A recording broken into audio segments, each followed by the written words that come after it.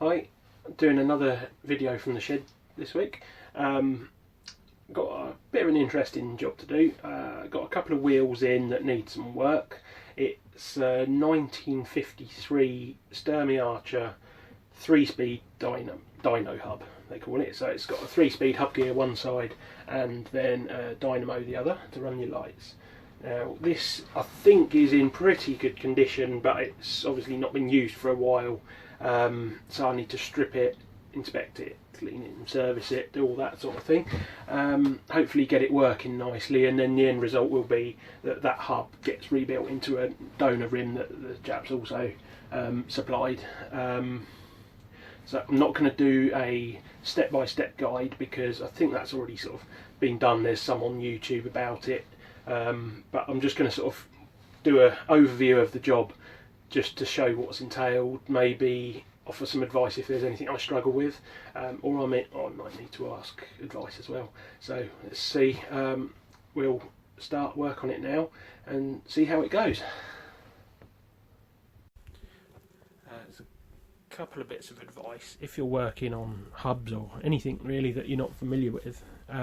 When you take them to bits, if you lay all the parts out in some sort of order, so you've got like drive side and then non-drive side separate, there's no question of which side bits go where, and you can take them off in some sort of order and you know where they go, because sometimes you're not putting stuff straight back together. Sometimes you have to wait for parts, and it's a few days later before you get back onto the job. So I'm just dropping the dynamo out of the hub at the minute. There's 4 nuts on the back here, so you need a 3/16 socket for it. If you're still working on the hub built up into a wheel, the lacing of the spokes means that, I mean, you can't really see it here, but a bit of a job to get something on there. You could fiddle around with a ratchet in there, but if you get yourself a driver with some sort of flex in it, you could use a UJ on a normal one, or if you've got a flexi shaft, you can just get it in there, get them undone like that. It's a nice easy way to do it. So once everything's undone and you've got everything loosened off that should be, that'll come up out of the hub. Watch, there are spaces and that on the end there. You want to keep this in one bit, don't want to take it to bits, because it will lose its magnetism and then it's not going to work afterwards. So be careful where you leave that. Don't put it somewhere you're going to knock it flying, especially if you're as disorganised as what I am. And once the dynamo unit's out of the way, you've got this bearing in here that is like it's in a separate cage, so that'll come out. Right, so I've had a look in there.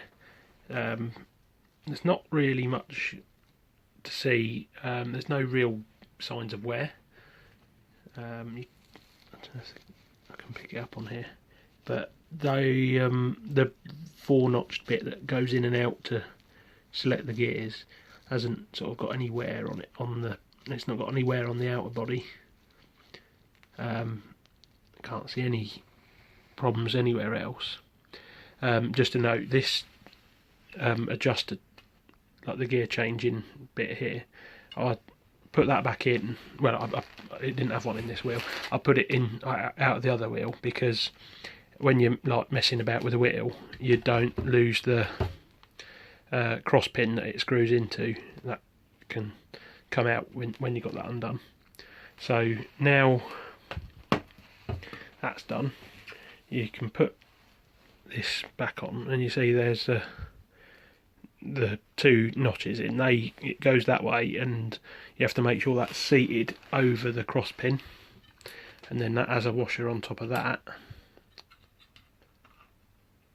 just to keep it separate from the rest of it. I'm doing this a bit badly because I'm doing it one-handed, but just make sure it's located properly down over the cross pin. I'm putting the phone down because I can't do it one-handed, but you get the idea.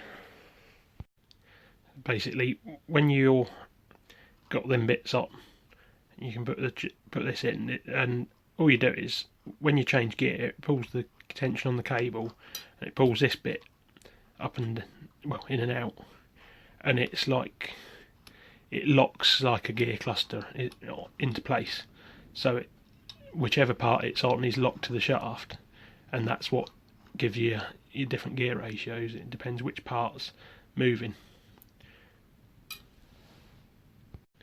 So on reassembly, I'm just cleaning like that bit there, that chamfer there is the bearing race, so just clean it, check the condition.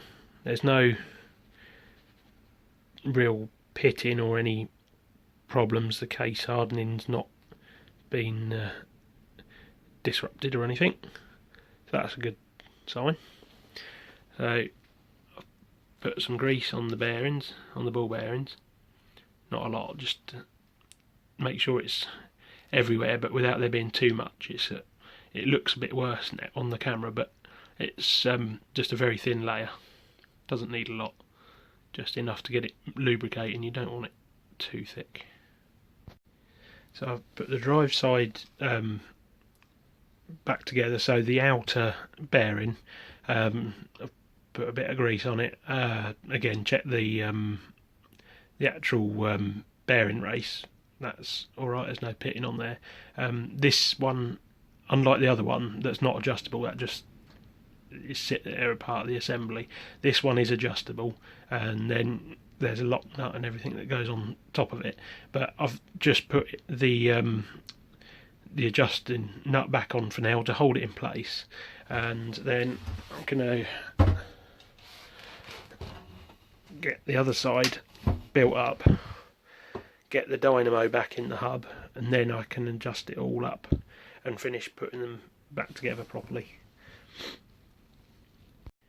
Right, so that's the bearing side of things is back together. This adjuster here, it does sit, so the dynamo sits over that, so you can actually adjust your bearings without removing the dynamo.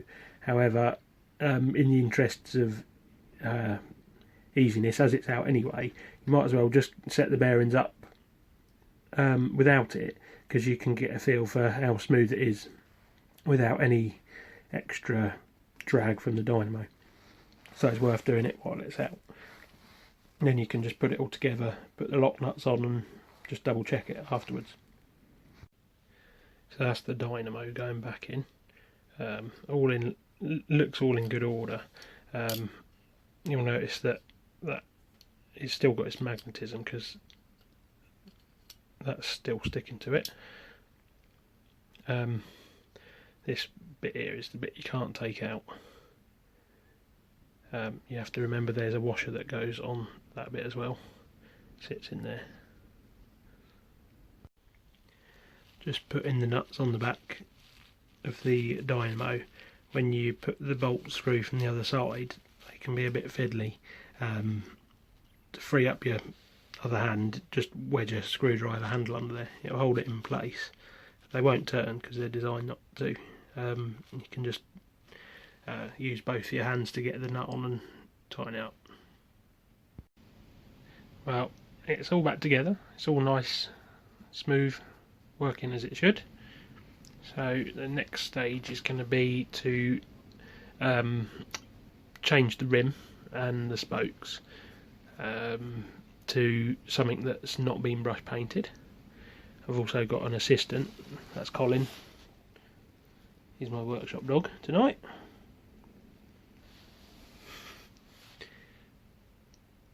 So that's about it for this video. Thanks for watching. Subscribe, I'll be doing a few more soon.